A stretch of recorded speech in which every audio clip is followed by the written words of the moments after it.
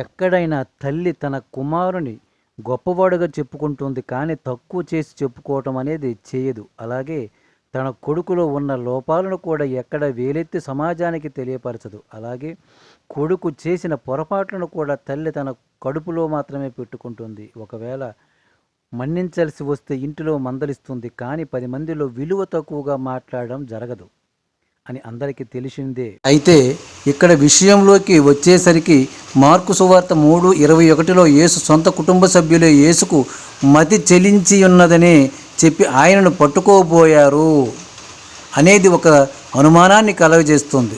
అలాగే యేసులో సమాజానికి కనబడిన మరొక కోణం, ఎవరూ చూడని మరొక వ్యక్తి యేసులో ఉన్నాడని ఈ వాక్యం స్పష్టంగా తెలియజేస్తుంది. జన్మనిచ్చిన మరియ మరియు యేసు రక్తాన్ని పంచుకొని పుట్టిన సోదరులు కూడా యేసుని మతి చెలించినవాడు అని ఎందుకన్నారు అనే దానికి